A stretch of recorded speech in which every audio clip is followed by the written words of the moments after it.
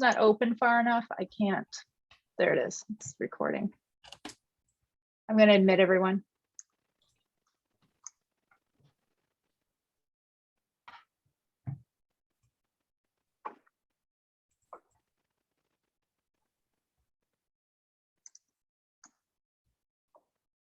Welcome, everyone. We'll start in just a few minutes, another minute or so.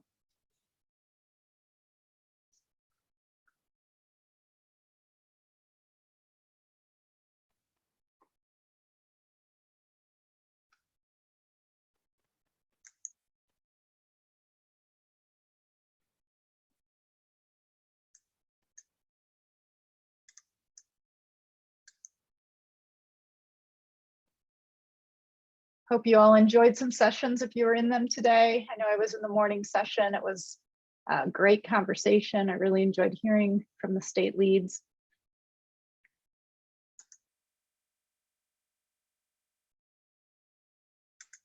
Okay, I think we're going to go ahead and get started. I wanted to let you all know that the session is being recorded, and if you are speaking, to please mute yourself. I want to welcome everyone to our session today. It's on collaborative partnerships to support the early learning and care workforce. To cut down on background noise, as I mentioned, just mute your line if you're not speaking.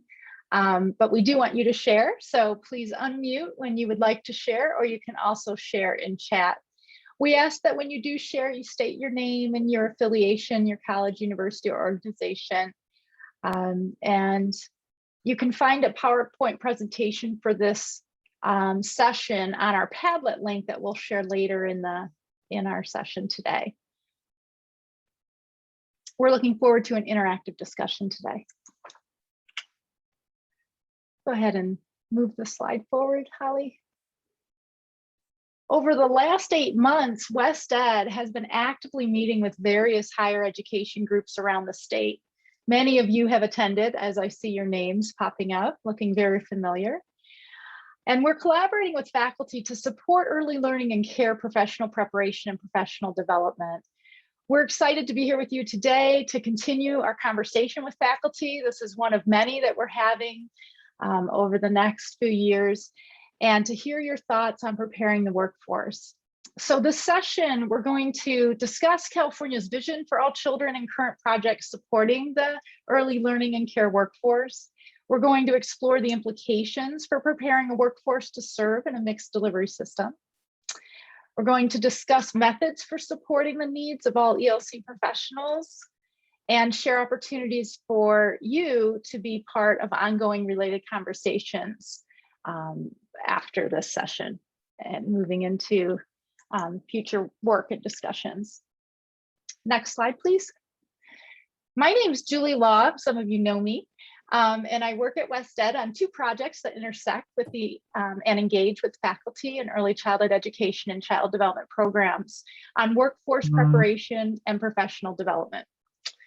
Before working at WestEd, I served as faculty in the early childhood ed and child development programs for 13 years in all 3 public institutes of higher ed in California, including some time at Santa Rosa JC, Solano Community College, Sacramento City College, UC Davis, and San Francisco State. I greatly enjoyed supporting the diverse workforce of California and realized the challenges in meeting all of the workforce needs for preparation and professional development. I have the pleasure of co-facilitating today with my colleague, Faith Polk. Give her a moment to introduce herself. Hi all, I'm Faith Polk. Some of you might know me from my work prior to WestEd. I also was faculty. I was the chair of early childhood education, actually the first faculty member and founding faculty member of the Bachelor's in Early Childhood Education at Brandon University. And prior to that, I was an adjunct at some state universities in Southern California.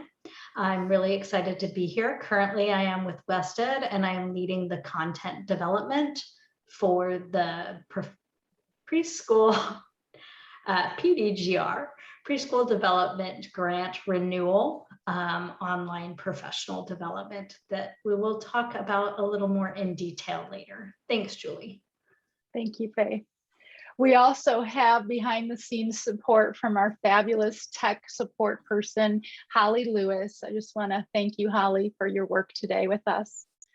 And thank you all so much for joining us today as we share an overview of some of the early childhood projects that intersect with higher education, specifically initiatives supported by First Five California, and as Faith shared, the Preschool Development Grant Renewal Project administered by the California Health and Human Services Agency.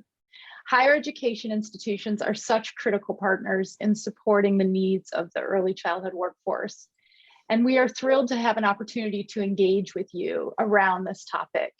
As we heard in our morning session today, it's across sector. It's needing to be very connected with all of the pathways that come together to help support professionals and preparation for the field. So we're really excited that you're here with us today. Before we dive into our presentation, we want to get a quick sense of who's here in the room with us. So you're going to see a poll coming over real quick. Holly's going to share a poll, and if you wouldn't mind taking a moment to respond to the questions on the poll, and then we'll share the results for everyone to see.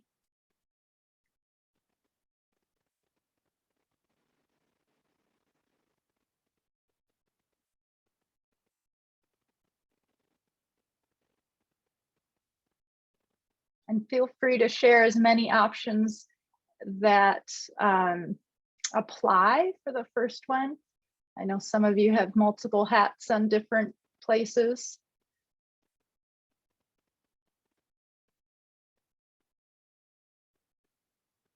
And the second question, as you scroll down, you'll see how familiar are you with the PDGR activities? There's quite a few activities on the contract. I think it's somewhere between, I think it's right around 15 or so. You may not be familiar with all of them, but you might have some familiarity. And then we also want to gauge how familiar you might be with First Five California impact activities.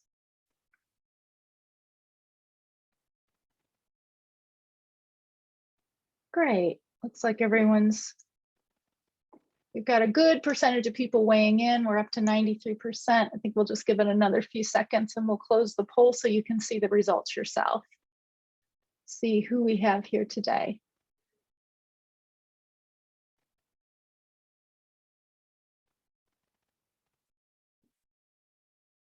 Okay, let's look at the results. As you see, we have a great representation. Over half of the folks here from community college. We have CSU represented. We have independent colleges and universities represented as well, a little over a quarter, and some state agency folks. In terms of familiarity with the PDGR activities, it looks like we'll be sharing some information with you today that might be new.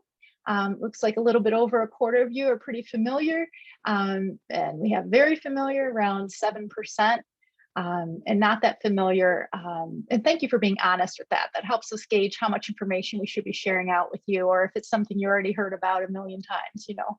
And then the impact First Five activities, we also see similar numbers there. So we're excited to be sharing with you today, getting this information out.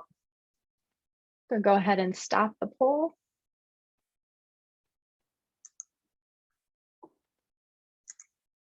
Great, next slide, please.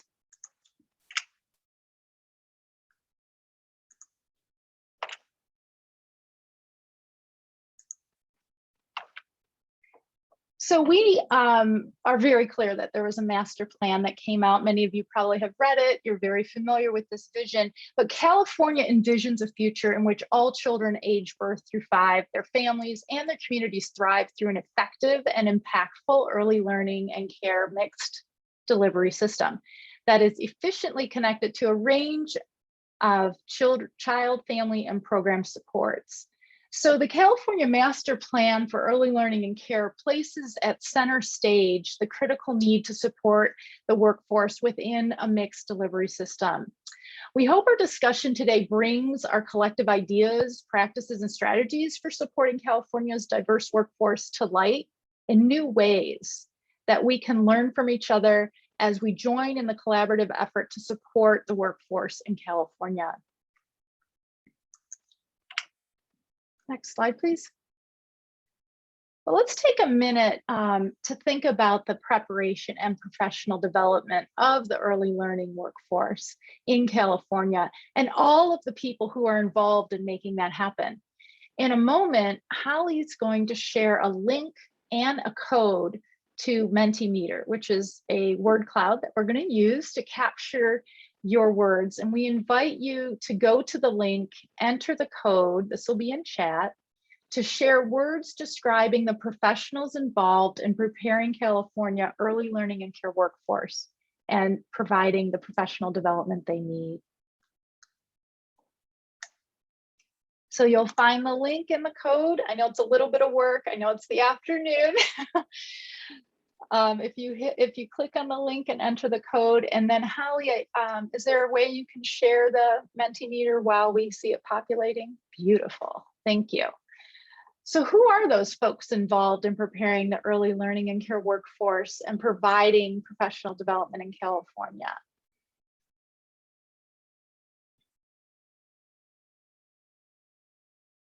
I'll wait a moment for everyone to get in and start populating.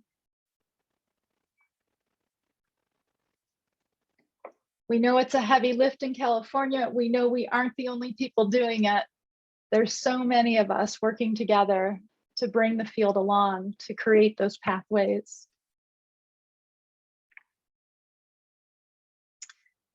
There are people having trouble with the code.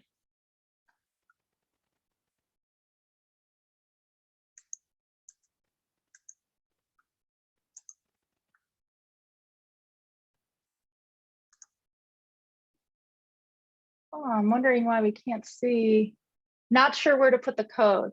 Holly, can you unmute and talk with us about that? I think it's, there's a box. Yeah, so if you just open your browser, you can do it on your phone or on a computer, and you type in menti.com, which is in the chat. And then once you type that up, it should pop up with a place to enter the code. And you can also see it's in the chat, and it's also at the top of the screen. Great, thank you for that. Looks like some folks are finding it. Oh, here we go. Starting to get some movement on here. Instructors, leadership, mentors. We just had a beautiful conversation about the mentor program in June. I thought it was a pretty robust conversation. It was great to hear folks coming together, being honest and sharing real ideas about moving forward. Professors, instructors, employers, master teachers, children. Oh, I like that one. Yes. I think that was the time in my career I learned more about myself than ever, right? When you teach children, that's a mirror right up against yourself. Who are you? What are your glitches? What are your habits? Oh, you're seeing them right in front of you.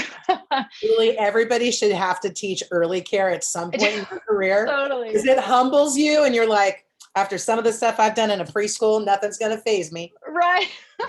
Totally. Yeah, it's the honest, it's a truth teller for sure.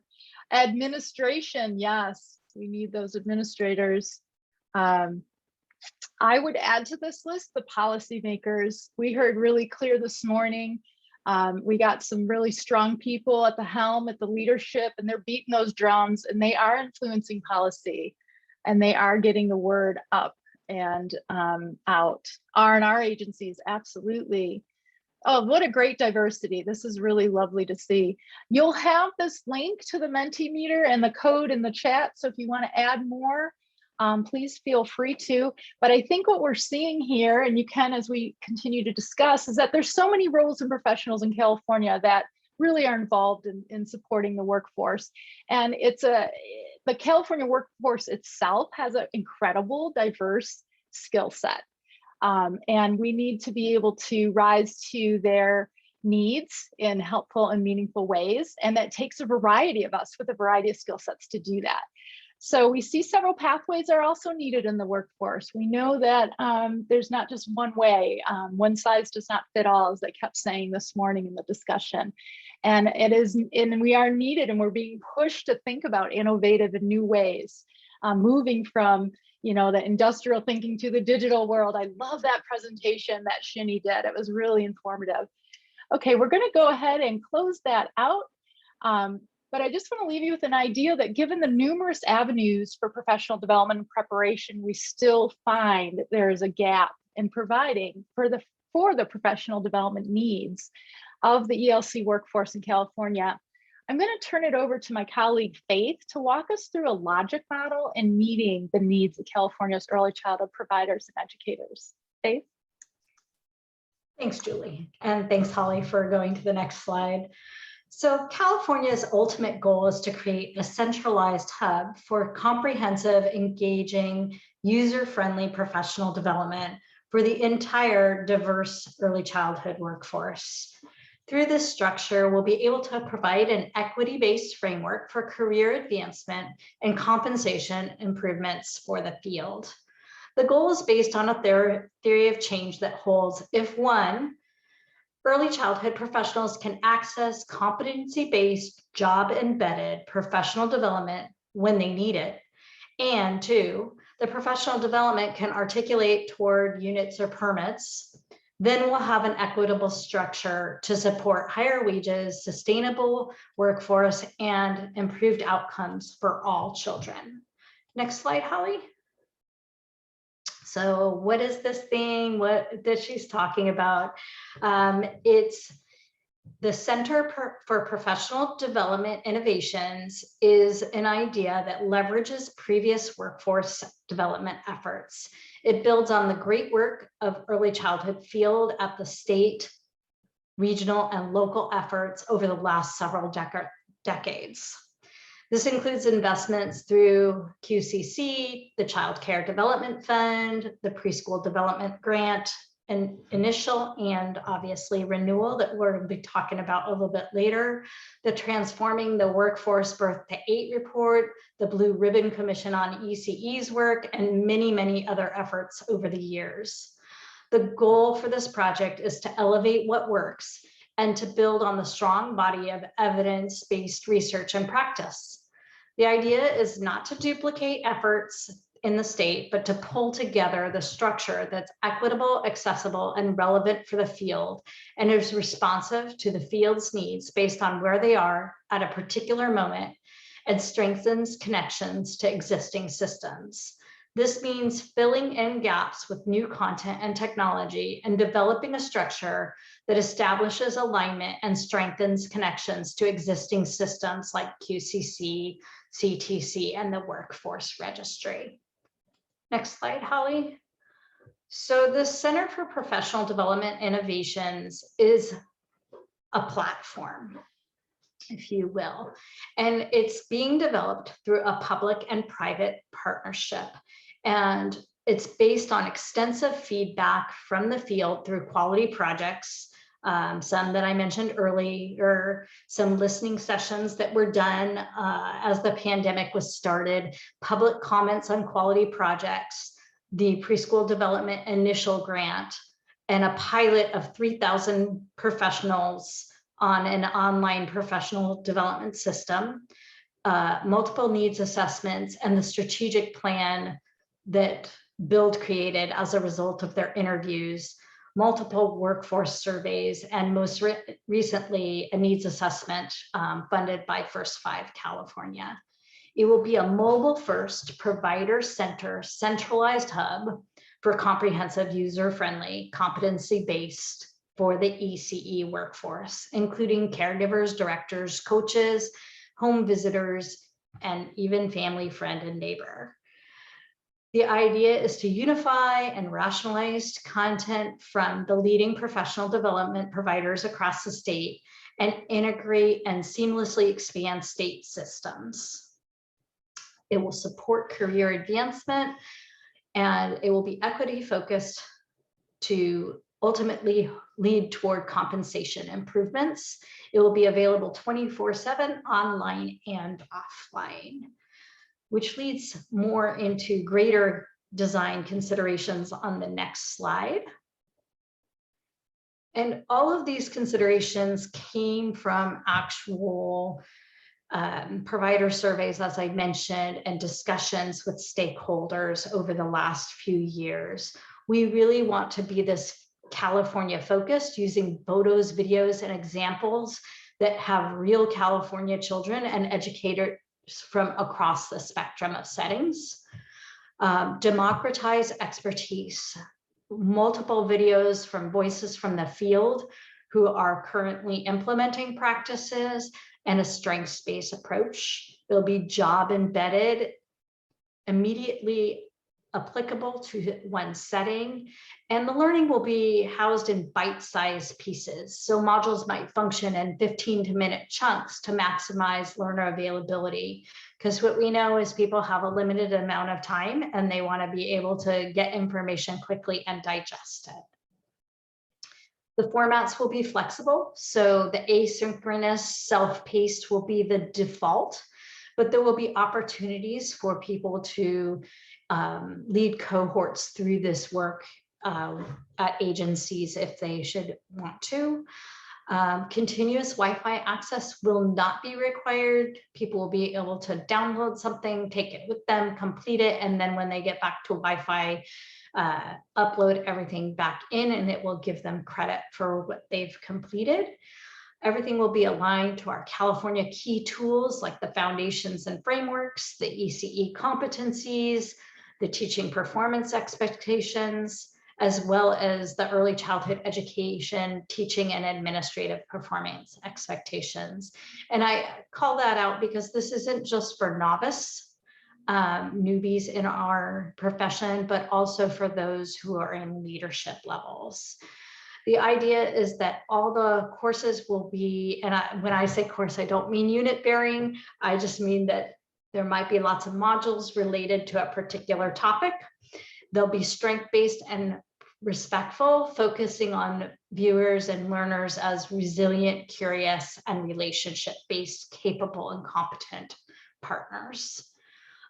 All of the module topics will ensure content is aligned to diversity, equity, and anti-racism, be fully inclusive of approaches for children with disabilities, supports for dual language learners, and support strong child interactions, as well as developmentally appropriate practices, relationship-based care, and play-based approaches to learning.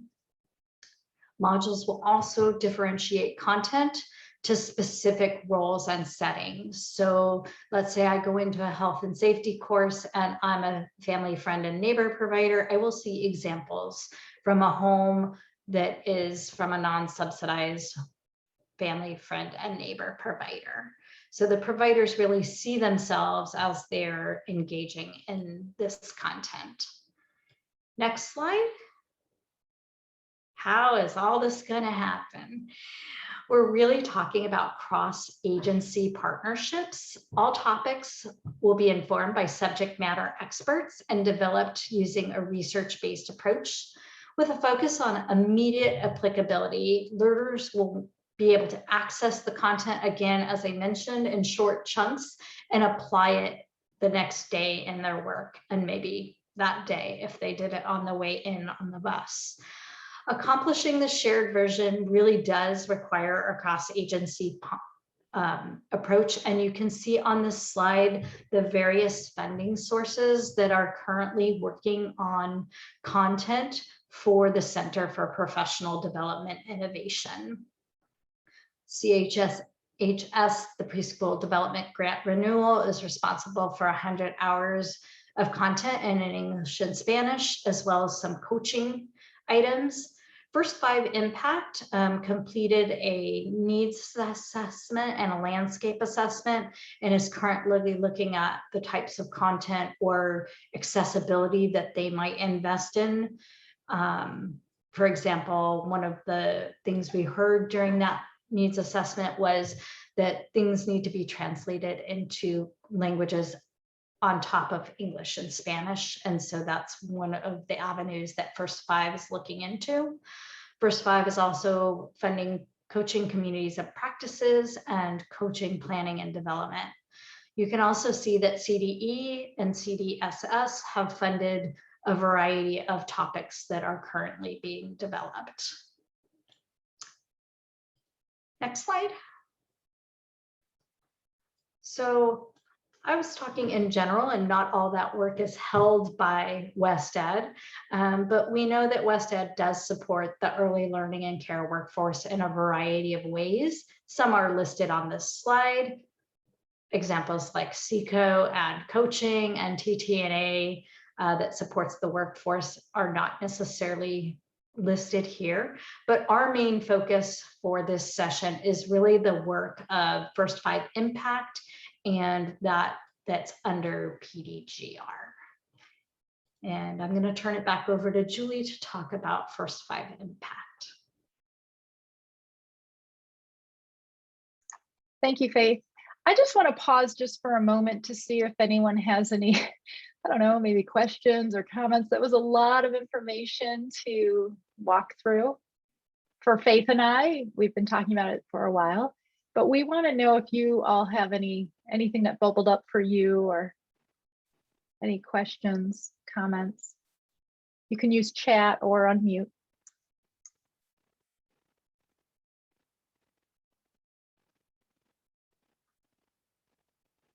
One myth I'd like to dispel is that WestEd will not be owning the platform. That came out.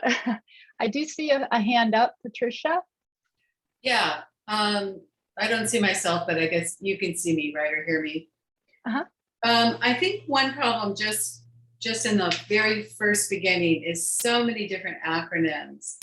And and I might just be out of the loop for a while because I'm a full-time faculty instructor for many years and come back as adjunct. But even the term ELC, early learning and care, versus what I've known as ECE, early childhood education, is ELC a given term throughout, or is it a newish term? Early learning and care versus early childhood education. That terminology was used by the master plan in California, so we're staying consistent with that wording. It's inclusive of ECE and child development. Okay, so it's the language that will, or an expression that will be heard and used more and more. I just haven't used it or heard it before, but okay. Then this Center for Professional Development Innovation, while you were talking, I looked it up, and there's one similar title at Stanford, but I don't believe that's your group. And that have a website yet? The Center for Professional Development Innovation? I think Julie is deferring to me on this Oh. one. So that is a platform that is currently under development with private and public funding, not being developed by WestEd. We have nothing to do with it other than we'll be posting content on it, and we're talking with the developers so we make sure the platform has the features. There is no current information out in the public domain. You are getting, okay. So I think this hot off the press. Okay. Yeah, we've been talking about it for a few months now, but you're right, it is hot off the press. There has not been a press release. There is not publicly accessible information on it. Okay, so so I guess then how we transfer that to our own learning, just to be aware that it's coming forth, and okay. And if you, oh, go ahead, Faith. I was going to say, I assure you, when it's ready, there will be more than one very large announcement, and that's what I can say about it, because I really am not even sure exactly when it will be ready. Julie, did you want to add to that?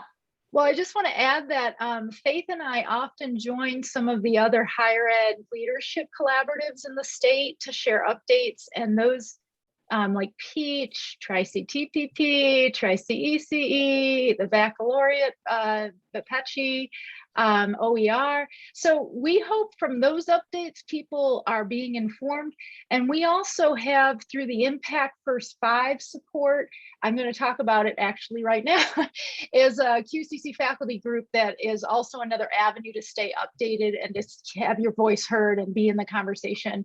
And there's a website that we're hopeful to keep updated with information as well for you from the QCC faculty group. So hopefully with all that, we're keeping people in the loop, but we know the state's gigantic and we're hoping to do our best with that. But Okay, thank I you just for have your one more comments. question and then I'll let it go. Going forward, when this happens and it's out there, these are ongoing professional development hours, but are they considered at some point to be able to be counted as educational units in any way, shape, or form for users? People will receive professional development hours. We had discussed with higher education the idea of trying to have unit bearing courses on the platform. However, due to systems issues, that is not viable.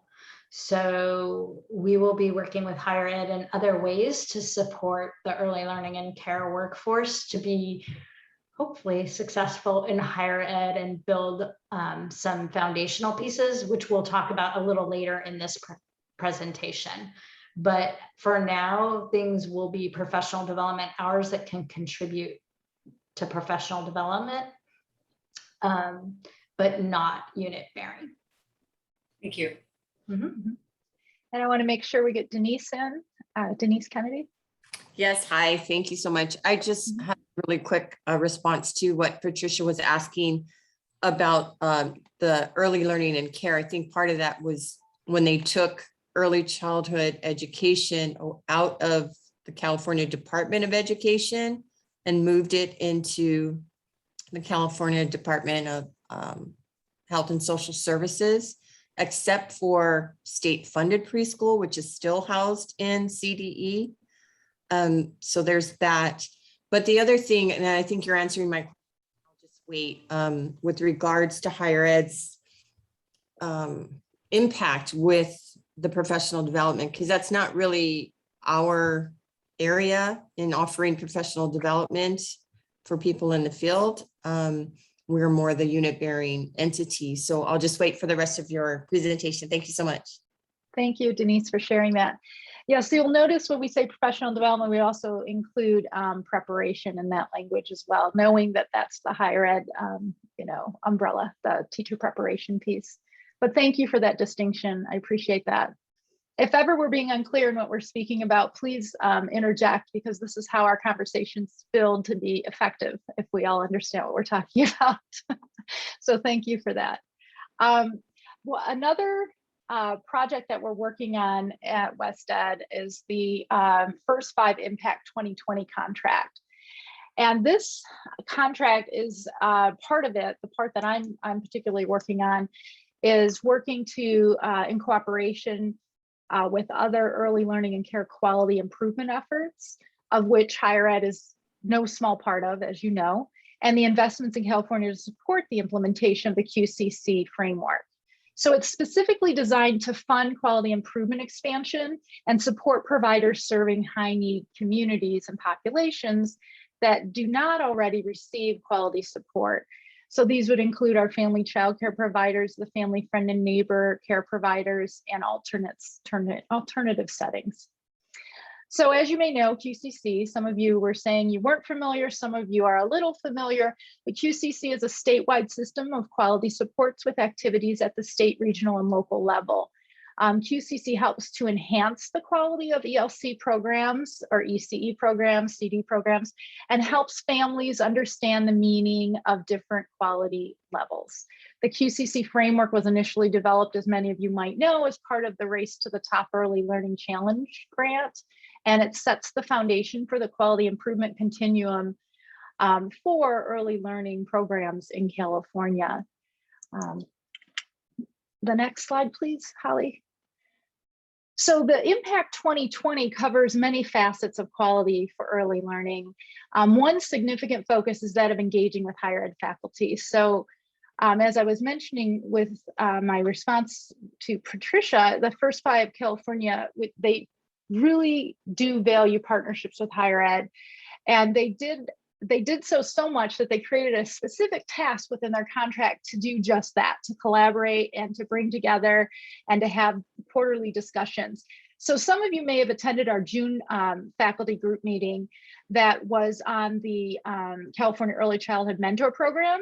It was, I felt, a robust discussion. We had leads from CDSS, CDE, and the mentor program director and their staff were on board to talk about and answer questions, to talk about the renewal of the contract, to basically own the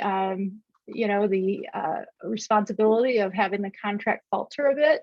I thought it was a very great conversation. A lot of important people came together. Faculty, we had about 115 faculty on the call, a lot of great discussion, and it created a FAQ that's been posted to the QCC Higher Education faculty website. We also engaged with faculty around even building the website. That was the work last spring that happened with my colleague, Erin Fresky. So our next quarterly meeting is on September 17th. And the topic that came out from the mentor discussion, one of the topics was QCC partnership with higher ed. What does it mean and how can we improve it? So that's our topic for the September 17th meeting. And I will share links at the end of this call to be for you to be able to join that email list to get the invitation if you wish. But the goal here is to continue to partner and build relationships with higher ed faculty in early childhood ed and child development programs. It's important to work in the systemic way where higher ed is present and integrated within the coordination of initiatives and alignment of resources and courses to support the training and education of the workforce. So as part of the system-wide workforce effort, it's important to collaborate with faculty in a real way, which is what we are attempting and trying to do with our outreach and our quarterly meetings and our interactive website, which you can post things to as well. First Five wants to hear from faculty. They want to know what's working in the current system, what isn't working. They want to know your needs. And they want to work collaboratively. I just want to share with you that I am out at a lot of meetings and I took copious notes. I take copious notes anywhere I go. That's just what I do. And I was at the Peach meeting back in March, I think it was, where there was a big response to the master plan. And I took those notes back and I can't tell you how many times they've been shared within WestEd, within CDE, CDSS. They're getting around. What are faculty saying? What do they want? What do they need? So your voice matters and people are listening and they truly do want to know. This isn't just, a wishful thinking. We want this coordination to be fruitful and meaningful. Could you forward the slide, please, Holly? So we know you're critical partners. We know that you are helping us advance the career pathways. We know that you are working deeply and closely with the workforce and building those relationships to sustain leaders in the field, to sustain professional practice, quality practices, and in the end, supporting the children and families of California. Because at the end of the day, when we clock off, that's what all of us, I think, collectively are here doing and in the larger picture. But I just want to pause here if there's any questions about First Five or anything that might have come to mind from what Faith might have shared before we move into the next section.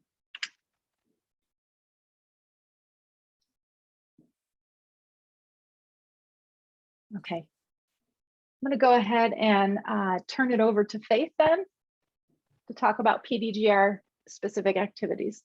Thanks, Julie. The next segment of our presentation will focus on California's Preschool Development Renewal Grant, which is a project that leverages it. And we're specifically going to talk about the project that leverages engagement with higher ed. But before I dive into the specific higher education related tasks, I want to provide a brief overview of the PDGR as a whole, because I don't think everybody was fully familiar with it.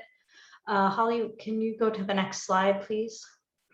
The PDGR Preschool Development Grant Birth to Five, and I'm not saying that whole thing again because it's quite a mouthful. It was a grant to support early learning and care system enhancements from the federal government, and California was awarded the initial grant earlier. We now have the renewal grant. And the purpose of this grant is to support states' efforts to analyze their landscape of their early learning and care mixed delivery system. With that analysis in the backdrop, the PDGR grants are then intended to support states in implementing changes to the system that maximize the availability of high quality early learning and care options, coordinate delivery models and funding streams within each state's mixed delivery system, and streamline administrative infrastructure, improve state level early learning and care funding efficiencies, and improve the quality of care.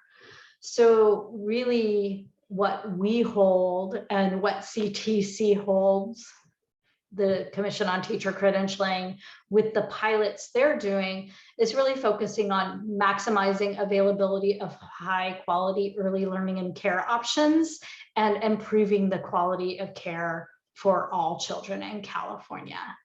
Next slide, Holly. So in particular, what on earth is WestEd doing with our PDGR funds? In this case, we are tasked, as I mentioned earlier, with developing and delivering online professional development for providers. And that's 200 hours. It's really 100 hours that's in English and the same 100 hours of content in Spanish. One of the reasons why we're here today is because part of what we're supposed to be doing is establishing partnerships with higher education to support the early learning and care workforce, because typically higher ed supports really the subsidized programs, Title V, right? Title 22, and then we have a lot of the workforce that isn't engaged in higher ed. So we want to see if we can promote people moving into higher ed and also provide some of the same competencies, some experiences that would help people who do not want to go into higher ed develop those competencies. And then we see also the coaching pieces that I mentioned earlier. Next slide.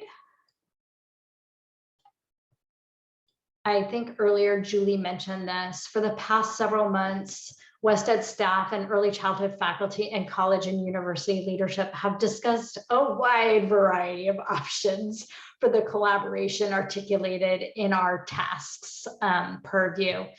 And as we said, there was initially an idea that perhaps we could work together to have unit-bearing courses on the platform, and that was soon, well, not so soon, but we determined that was not going to happen because of systemic issues. So we determined that there were two ways we could collaborate to develop non-unit professional development experiences to support the early learning workforce in a mixed delivery system. So we're going to develop modules focused on career pathways in early learning and care, and modules that provide practical content that create bridges and support early learning and care providers to be successful in their higher education journeys. In July, we hosted 3 listening sessions, and faculty had opportunities to share their ideas on the best ways to collaborate, how to support learners in an online environment, and topics for foundational bridges into higher education.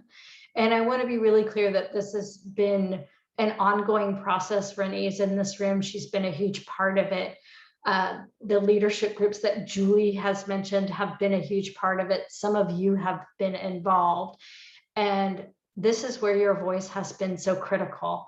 If you were part of it in some way, please show me a reaction in the, use the reaction button or give a thumbs up. Your voice is critical because it has led to change and positive change. And we're all really excited about the ways that we will work together.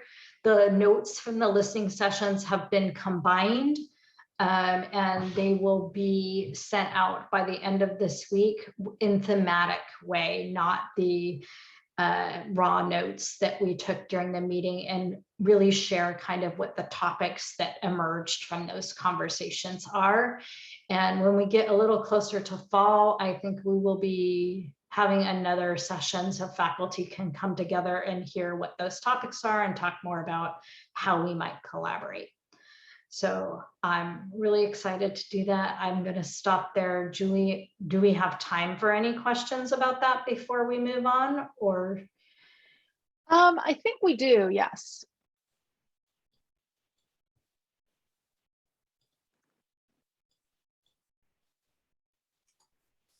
This is usually such a talkative group. It's so funny that they're being quiet right now. I'm like, come on, everybody, let's go.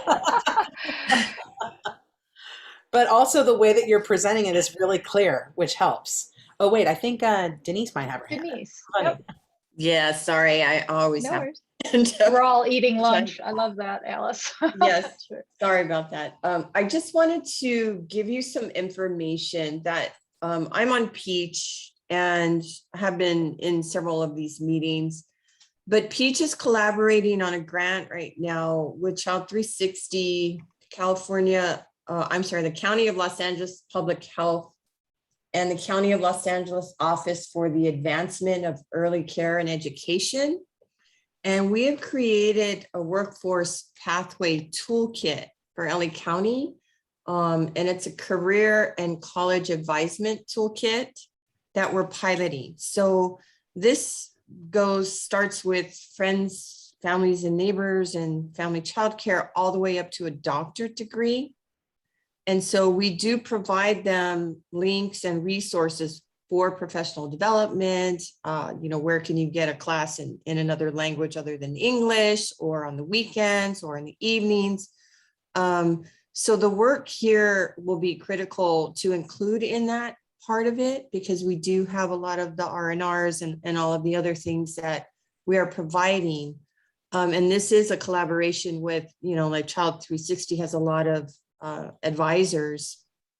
And the only thing I just want to, and this is kind of a sore topic in some regards, but I think it's really important to include and to be more inclusive, is that a lot of the conversations about the permits and the TPEs and other things are happening at the lower division level, which is the community college level.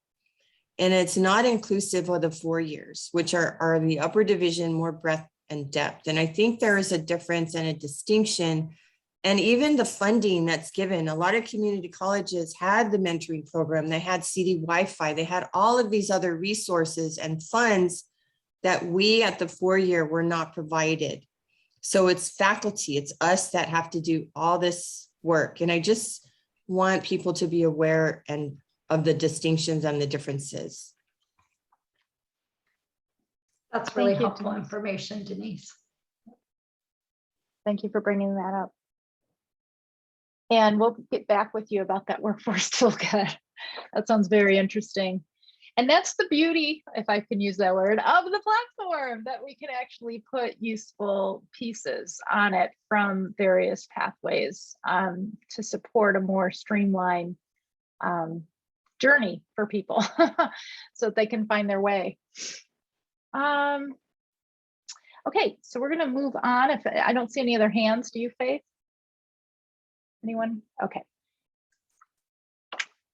We're going to look now at a video some of you might be familiar with. We're going to watch a video, it's a short one, of a family child care provider's professional journey. So as you listen to Social, you watch her describe the challenges she faced in her professional journey as a family child care provider.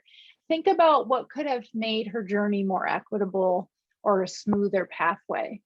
So we're just going to take a moment to watch this. Thank you, Holly.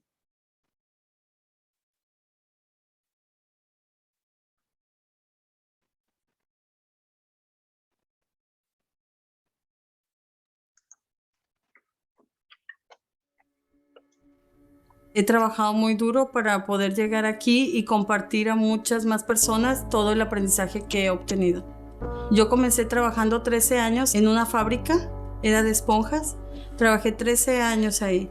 El día que yo comencé a estudiar para maestra y a tratar de poner un cuidado infantil, yo les di mis 2 semanas para irme y así comencé. Me sentí muy triste, pero a la vez motivada de que tenía algo que hacer y una meta para cumplir. Y yo trataba de investigar clases para el cuidado infantil en un daycare. Entonces me decían que no había clases de esas. Y yo seguía buscando, entonces tardé 2 años para poder encontrar cuáles eran las unidades del desarrollo infantil. En el momento llevo 52 unidades de desarrollo infantil, solo me faltan 2 clases generales para terminar y poder tener un AA degree. Y así, aquí sigo en el cuidado infantil, a pesar de todo, de la pandemia, de todo, seguimos abiertos siempre. Mi abuela me decía una frase, que teníamos que ser la mejor en lo que fuéramos. Y trato, tal vez no soy la mejor, pero yo trato de ser la mejor. A mí lo que más me motivaba era poder ayudar a las familias, poder ayudar a más gente con la información que yo iba a obtener. Creo que todo se transmite en inglés y las personas en español no se enteran. Así es que cuando una latina o alguien que habla español se entera, es la que lo comunica. Yo soy una de ellas, que siempre que veo algo que puedo ayudar, yo se los comunico a las familias, a las personas, a las amigas, para que ellas puedan agarrar esa ayuda. Tal vez no es tanto ayuda, sino como transferir a un niño de una escuela a otra, cómo poderlo poner para que yo lo pueda recoger en una escuela cercana, porque yo también me encargo de llevarlos y traerlos al preescolar. Entonces, yo soy, es lo que a veces decimos aquí, yo soy estilista, cocinera, cuidadora, somos de todo. Yo realmente nunca pensé que iba a llegar tan lejos. Yo soy muy llorona, así es que tal vez llore, pero sí, estoy muy orgullosa de mí misma. Y así quisiera que estuvieran muchas más con esta información que les sirva.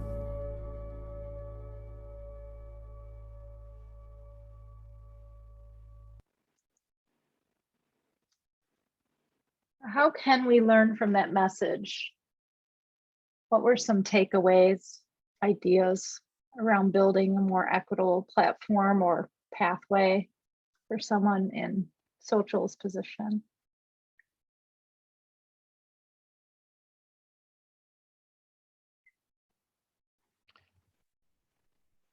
One of the first things that I heard was that it took her 2 years to figure out which classes to take. And I thought that was so incredibly sad, that it's so hard for students to find that information, even though they really have the desire to take the classes. Mm-hmm. Mm-hmm. Yeah, the access to information. I think that's where that advising toolkit comes in, because we have all of that information. But I do think that building that bridge for a system that gives people the pathway, because oftentimes what we're finding is that potential students where English is not their first language do not feel confident in coming to an institution of higher education. And so if they're able to go through some modules that build that bridge, that give them the foundations before they actually get into a community college or a four-year institution, it builds their confidence, but it helps them, have that understanding that they need and the basic foundations that they need to continue that education. And quite possibly a link to how to even connect with someone at a community college to get the ball rolling on all of that. I mean, that's another idea that was in a conversation Faith and I had about how the modules could connect. So yeah, absolutely. Coming together, finding those intersection points and where we can build on each other's work, I think is a really important piece right now, to be thinking as creatively as we can about it with outreach. Anything else come to mind?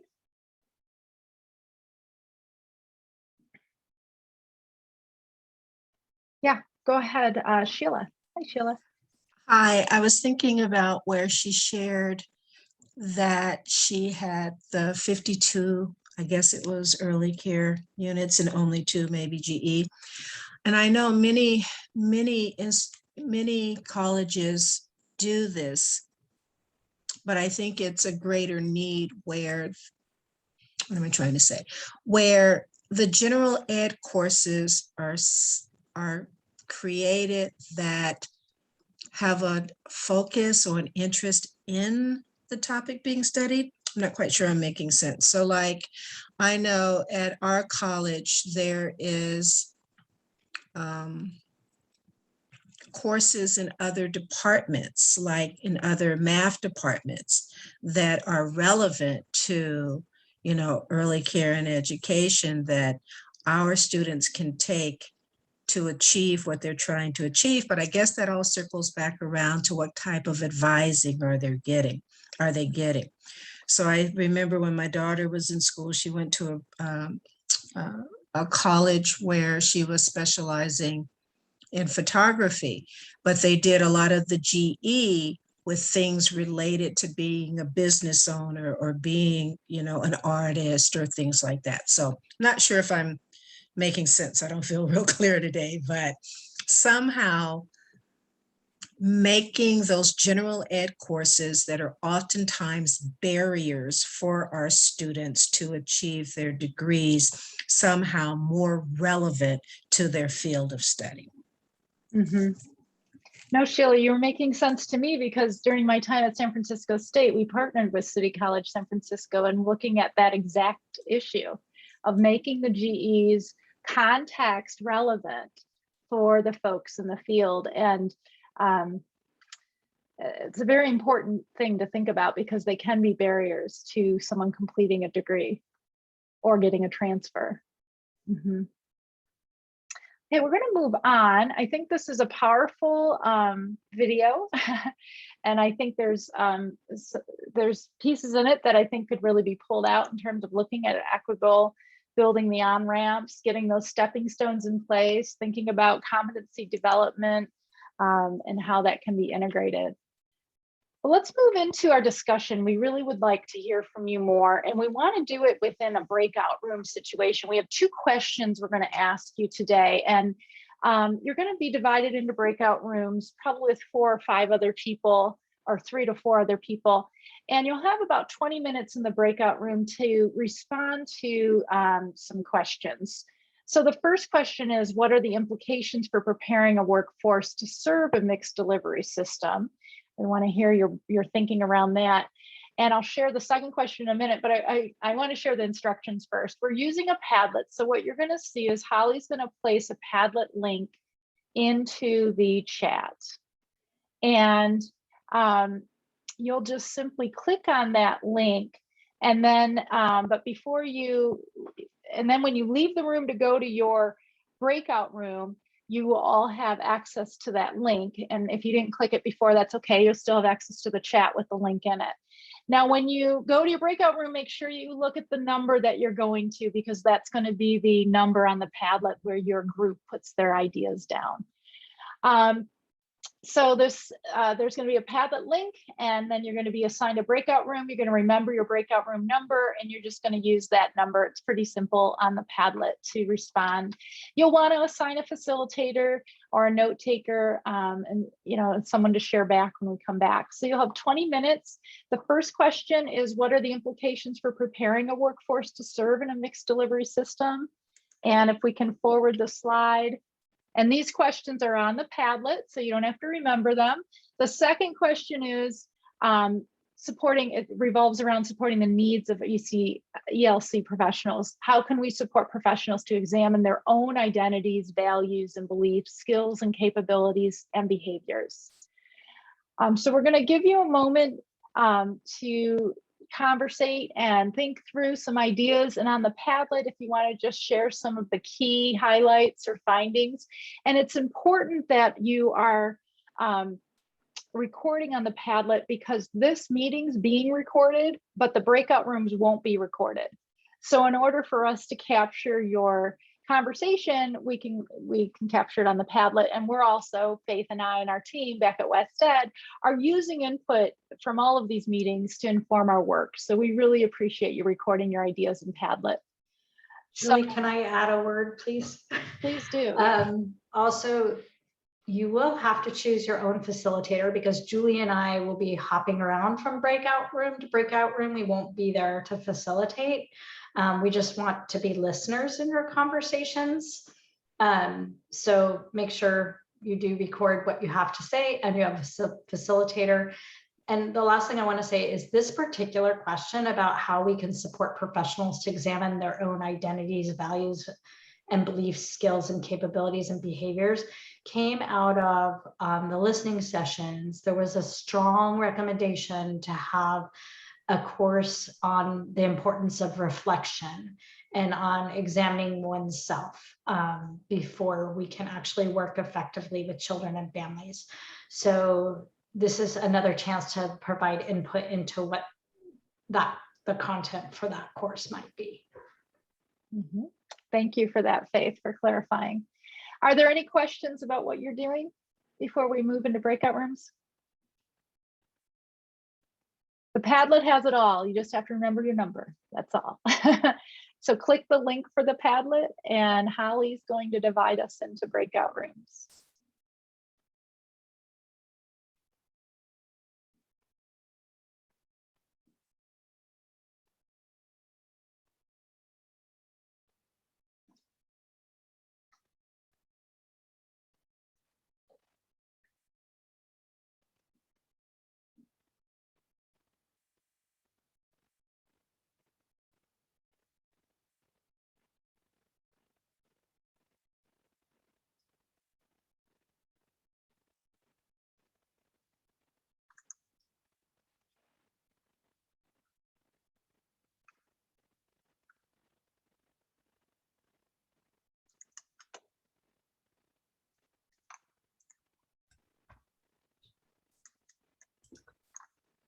Does anyone need help joining their breakout room? I see there's 2 people left. If you if the message didn't pop up at the bottom of your Zoom screen, you should see an option that says breakout rooms, and if you click on that, it'll give you an option to join.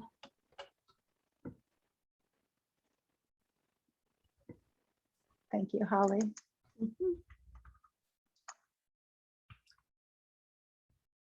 And Julie, I ended up doing 3 because a few people left, so the rooms were going to be pretty small. Okay. So I right. did 3 just to be safe. Okay, thank you. Mhm. I think some people join this meeting realizing that we're sharing similar content we shared in other meetings we were in. So they probably. I watched them. I think they didn't want to do the breakout rooms because as soon as you said that, it like dropped a little bit. So. Oh, shoot. Okay. Well, we'll see what we get. So you just have 3? Yeah, I have 3. So I think I'm going to delete the 4, right? Yeah, I think it's fine to leave it too. They just won't. Well, you never know. Yeah. Faith must be in a room. Yeah, I think she joined. And you can too if you wanted to move around. Oh, it looks like one group went away. Wait, what happened? Oh. Did you see all those people at the top of the Padlet? And then they're gone now. I didn't see that. I think maybe because you're the owner of it. Oh, maybe. They're all gone now. I'm a little worried.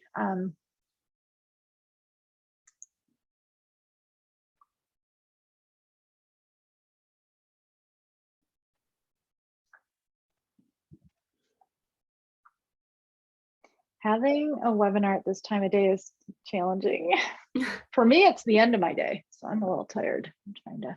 And everyone else is just eating lunch, apparently. Yeah, and they were in morning sessions. Like this started at 9.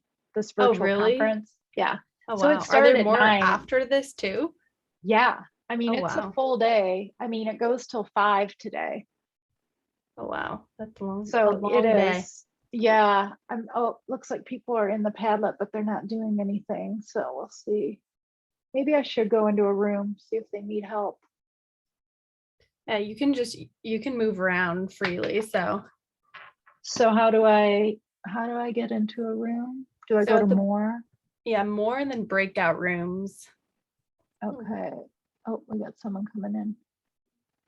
Hey, Christy, are you just joining us? Yes. Okay, we're in breakout rooms, so that's why it's so small here. We're gonna put Holly's gonna put you into a breakout room. Okay. Welcome to our discussion. And the questions are in the breakout room, so you'll see it. The Padlet link is over in the chat, so you'll want to click on that so it comes up in your browser. And then Okay. when you go into breakout rooms, people are using the Padlet to record their thoughts about those 2 questions. Okay, great. Thank you. You're welcome. Thanks for joining. Okay, Holly, I'm going to pop over into a room. All right, I'll man the main room. Yeah, I just don't want to go where Faith is. Faith's in room 2. Room 1 Yes. has Sheila and Patricia in it. And we haven't heard from people in room 3. Maybe I'll go there. Okay. How do I go to the room? Join it. So Okay, if- I got yeah. it. I got it. I found it. Okay. Oftentimes it also, when you're talking about resources, it's not just technology and stuff, it's people. Yes. People Yes. to be able to really be competent and to do it right and well. Well, and it's also just the plain numbers of people. So I'm in a very small rural community college, but we cover the largest geographical area in the state. We cover over 18,000 square miles. And so the resources of the people, it's about, there's only 3 full-time faculty here in child development, and we only have like 9 counselors for the entire school. So a lot of the stuff that they're talking about with the pilot program that we're in, we just can't do it people-wise.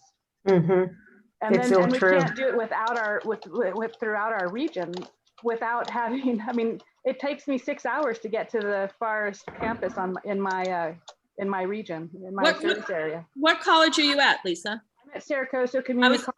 I was going to say We cover the that Eastern Sierras. sounded like Saracosta. Yeah. Yeah, I remember driving past a sign for that when I was driving through that part of the state and thought, oh Yeah. my God, they're really out here, aren't they? Yeah, and we cover Tehachapi to Death Valley to Mammoth. Wow, that is huge. Yeah. And also online resource. I mean, it's also a lot of what we're doing in the state, people aren't thinking about like the online capacities of it. And so having that mixed delivery system it's really hard to have that consistency within like the actual delivery system. Because we're completely online. In order to serve all of my students, we had to go completely online over 20 years ago now. Yeah. But boy, you were a source of information when we all went online with our practicum. Yeah. You were. I've been doing that for 15 years. Yeah, you were the guru. So it's, but at the same time, my students, I have 3 people in Lone Pine. I have 4 people in Independence. I have 12 people in Bishop. We have these small little pockets. And so, that are having a hard time even getting the resources they need for any of the things that are happening in our areas. And so for me, I try to just let people know that there are these small little pockets. And so when we're thinking about even the hubs that we were talking about earlier, we have to think about, well, how are we going to reach the person who takes 6 hours to get to the next largest community? And, I think that's bringing us to the second question, but before we move over there, it says no. So let me just recap what we're saying. We're saying no continuity of care, inequity of resources and human capital, online resources and capacity for delivery. So those are some of the implications for preparing the workforce. Yeah. So I'm just going to, Oh, I'm sorry to interrupt. Can you expand on the continuity of care? That sounded like a strong statement. No, it does, continuity of doesn't it? care. It does. So I'd like you to unpack it just a little bit for us because, we might go back to this and ask you, because, for the continuity of care, we were just talking about the differences between the community college system, the CSU system, and the UC system, how we all have slightly different focuses. We all have slightly different ways of approaching programs and students. And so, at the UC, what I went to a UC, the UC, I had a much more focused, research oriented programming. My daughter went to a state school. She had a much more kind of general, all over the place focus. The counselors weren't really there to help her focus in. And then at the community college level, we don't have counselors. And so it's kind of a hit and miss. And hopefully, we've done our programming enough for them to lead themselves through it. Yeah, I know in the CSU, I was an advisor for like 55 students. It was crazy as a professor. Yeah, it was really difficult. I'm an advisor for 825. Yeah, I'm there too. We have no counselor. Colleges, we don't have advisors. So every student can go to any professor. We all have to do it. Yeah. So can I just add for clarification on that? Would you mind adding continuity of program quality or something, or because quality continuity of care seems more like, I was Yeah, thinking. I you hear were what you're thinking of- saying. Okay. Yeah, I was thinking like children's quality program. of continuity of care of the student throughout all three programs. Like, how do you actually care for them through, because they go through all Continuity three across programs. systems, Yeah, across is what you're systems, saying. yeah. Okay, that Yeah. sounds good. Okay, It's- thank you I so want much. to say across systems, the differences across the systems. Right. So it's the continuity of care of students across the systems. Right. That's very helpful. Thank you. I'm going to Okay, pop so into we another don't group. want, we're going to take All right, out thanks. program quality and put in continuity of care. I want clarification on that one. Yeah, continuity of care of students across systems. Thank you for that. Got it. Thanks, Yolanda. Sure thing. Student care. But, you know, I quality. think there's also, though, the point of continuity of care for children in that. I'll put that in parentheses. Well, we have such a patchwork of systems for children that, and the demands for the workforce from those different kinds of care are all very different. That's a good one to put That's down. I true. think that's a really key I have piece. it. I have it in parentheses, or do you want me to just put like a semicolon? Yeah, I put it as a separate point. Another piece with that is that we know preparation, this came out strong in the mentor program conversation, is all over the place. Like hours are different. Where they're placed is, and we know that. So that's another implication for, getting people placed in a mixed delivery system to get experience working. So, but thank you. And even I know I had students who had issues where they came here. We just do the minimum 54 hours because that's the minimum required. So we do the minimum because that works for our students who are all over the place and working and all that. But then they were trying to transfer to another program, and the other program said, no, you have to have at least 112 hours. And so they wouldn't take our class, even though we're CAP aligned, even though we're completely aligned, they refused to take that one class. So she ended up going to another school because she wasn't willing to retake that class. And so that's that quality, that's that continuity of care of students through the. And then there's the huge divide between people working in Title 22 sites. Yeah. And working in Title 5. I mean, Title 22, they want the four classes. And I mean, many of my students come in saying, I just want the four core classes so I can go work. And then after they take them, they think, wow, I think I really need to take more classes. Yeah, I don't think I know enough. Right. It's just a drop in the ocean, right? I mean, we know that, but I'm going to publish this and then can we move on to the second? How long do we have? I don't even know. You have until 10:02, so you're about 6 minutes out. So let's go to question number 2 then. Yep, sounds good. All right. So, all right. How can we support professionals to examine their own identities? Well, I don't know. I feel like that's through all of my classes. Through all of my classes, every discussion we have, I'm always asking them those types of questions, So assignments, discussions to support identity development? Well, reflection, I think, there you go. Building reflection into curriculum. And I think we do that in all of our classes as well. One of my goals for all of my classes is supporting reflective practitioners. Yeah. Yes. And it takes a while. A lot of students they're not used to being asked, particularly I think some of my students who've gone through educational systems in other countries, they're not used to being asked for their own opinion.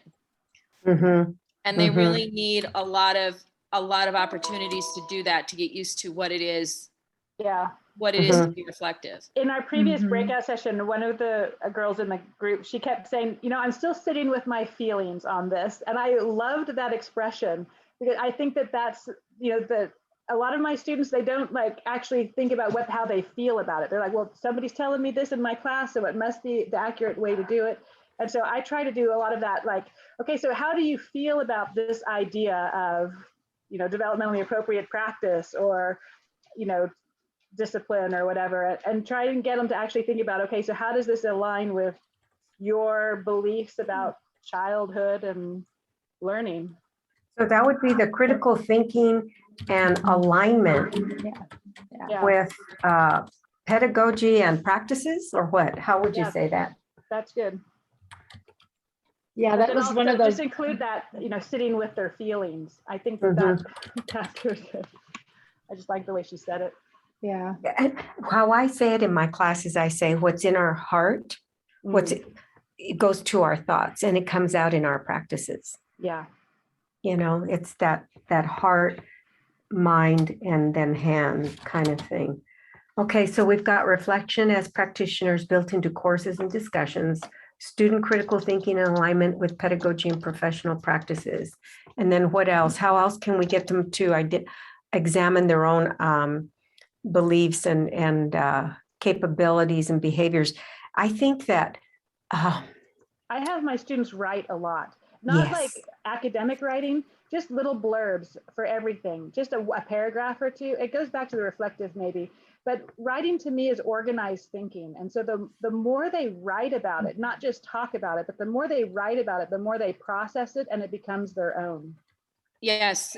Well, narrative just helps develop your thinking. I mean, it changes your brain. It influences your brain development.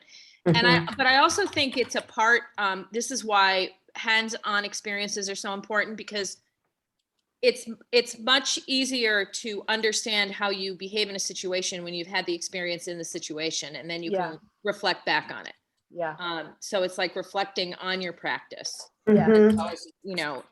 And that's an essential part, which is why, in working with a good mentor, a good master teacher can really facilitate that, because they'll help ask you those questions to get you to do that thinking. Right. And then also too, one of the things I like to always ask them is, now that you know this and you have gained this new knowledge, how has this changed your professional practices, or how will you change your professional practice to incorporate this new learning and understanding? That's that transformative change, right? Right. Okay, so writing narrative, reflective practices, focusing on professional practices. You also mentioned, I want to make sure you capture the mentor piece that Alice shared. I think that's a really key piece. Mentor, okay, elaborate on that. Well, that just a good mentor can help with the reflection on practice, can help ask those guiding questions and help a new teacher understand what went on, what went right, what could have been better, how could this be improved the next time, that kind of thing.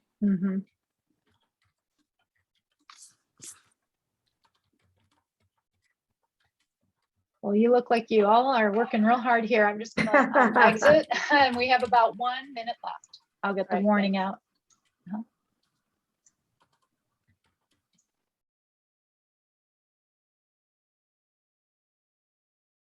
Hey, Holly, have you sent the 1 minute warning?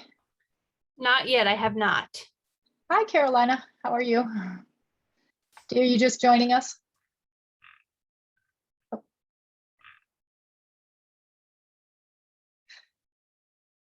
Oh, I can't hear you. I think you're muted. Yep, you're muted, I think. Oh, sorry.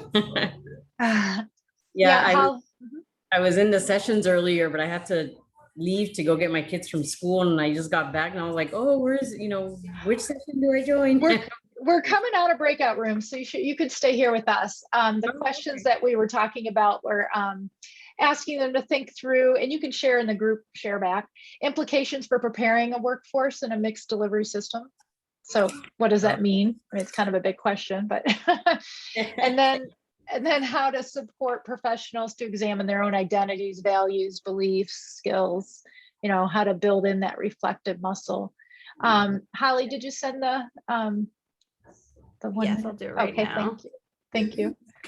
All of a sudden it's like getting to the end. I'm like, whoa. I know, it's fast. It is. Yeah. Breakout rooms, you can always use more time. So do you want me to share the Padlet or go back to the PowerPoint? Oh, that's a good question. You could probably just share the Padlet here. Let's see what's next on the PowerPoint. Well, I think everyone has a link to it, so they can go to it actually. Well, actually, we don't have a lot of time to share back, so maybe looking at the Padlet would be helpful. Okay. Sorry, I'm going back and forth on that. But okay. I can have both it'll be easy to go back to the Yeah. PowerPoint when you're done. And I should have had you put the links for QCC. And when I talked about it the first time, I went back and forth on that. We put it at the end. I can put it, do you want me to put it in the chat when they come back, or just stick to? No, go ahead and do that for people who might be leaving early. All right, here is everyone. Oh, good. Welcome back. We are going to actually look right at the Padlet. So we're going to see what you guys did. We don't have a whole lot of time to share back. So we'll just use this as a kind of a visual share out and see what's posted here. I saw a couple of them posted. Oh, I'm trying to move Holly's screen. Isn't that funny how you do that? But what are some key highlights? Maybe each group can share a couple nuggets for each question briefly. So what are the implications that came up in your discussion to prepare a workforce for mixed delivery? Group one. We see your responses here. Well, Soon did an amazing job recording for us. But one thing, we spent a lot of time trying to decipher what was meant by mixed delivery system. So we didn't know if it meant in delivery system of preparing the workforce or delivery system in how the workforce would support children and families. So perhaps in the future, you might want to clarify specifically which that was delivery FFN, system. FCC, center-based. Yeah, that's what we're talking Okay, so about. hey, gang, we hit it right on the head with our responses. Sorry for that confusion. Yeah. No worries. Would someone else from group one like to comment?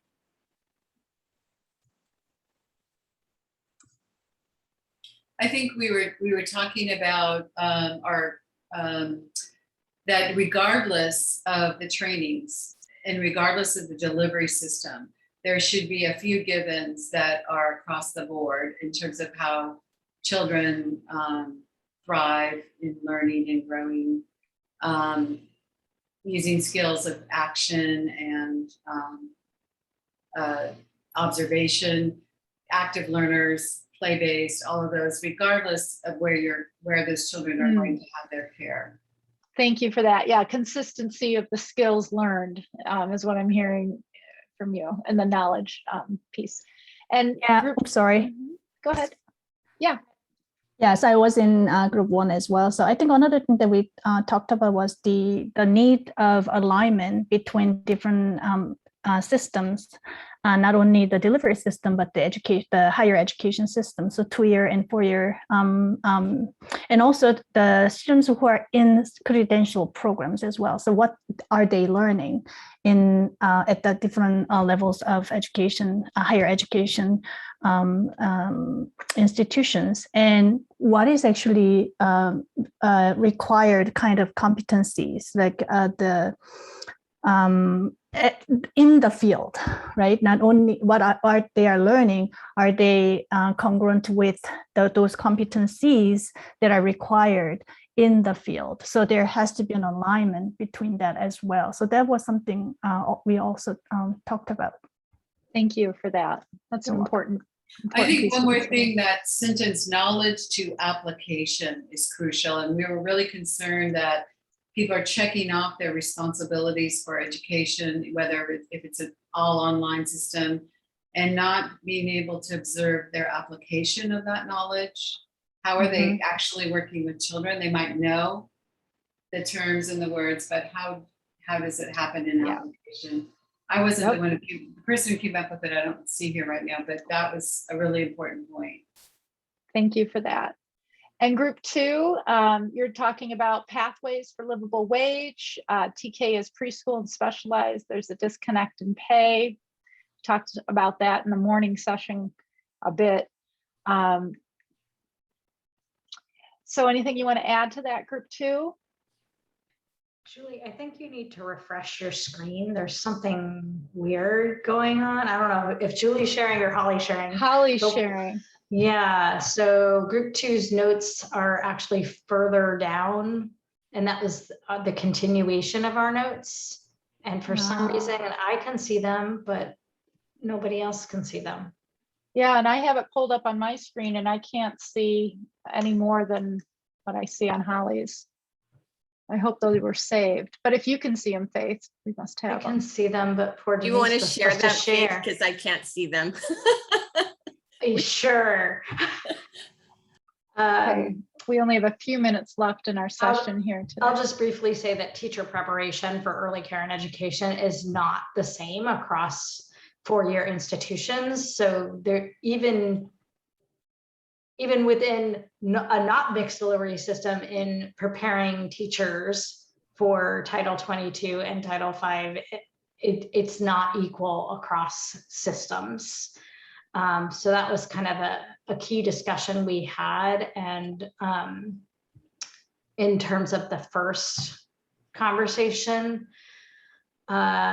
and the second one, I think we had some very specific strategies about reflection, which was talked about by lots of group members. And then creating a safe place for that reflection, and perhaps using discussion boards, because sometimes students feel more comfortable when they're typing things rather than sharing aloud. And anyone from my group, I'm happy to have you add to that, knowing there are two other groups to share. I don't know if they offer it in the registry, but this would be an excellent training session to have to offer for PD development trainings for professionals who already are in the field, so they can stay fresh with that. Sometimes as you go along, you kind of like drop it because it's no longer like required as part of your day-to-day assignments. So it's something to reflect on, and it's available to access it.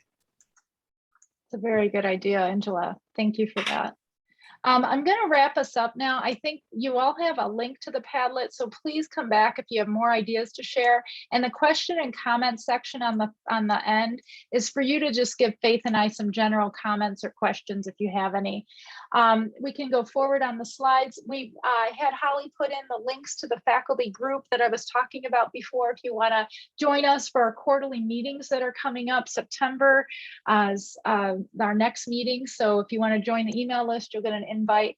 And I just want to thank everyone. You can move the slide forward for coming today and being in our discussion. I hope that it was meaningful for you, and we do appreciate your time. Thank you so much. Thank you. Yes, thank you so much. Thank you, everyone.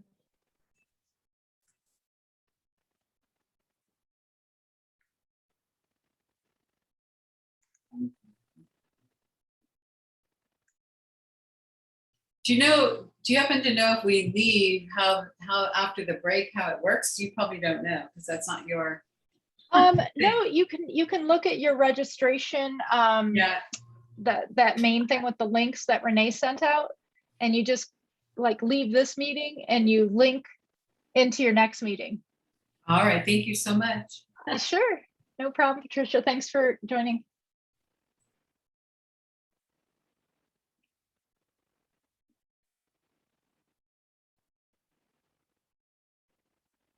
Thank you, Faith, for being on. I know you have a meeting right now. I was going to just say, great job, Julie. Thank you, Holly. Awesome. Thanks. Back and forth. I'm going to jump to my other meeting. So, Okay. Okay. A little tight for Bye. time, but yeah. Bye. Thank you, Faith. Bye. Okay, Holly, just a couple minutes. I just want to say thank you so much because of all that back and forth. It would have been really frustrating for me to try and do all that. I'm a little sad that we ran out of time and whatever, but we got some really good input on the Padlet, so that'll be good. Yeah. So the recording, I'm going to end the recording. I'm going to stop that here.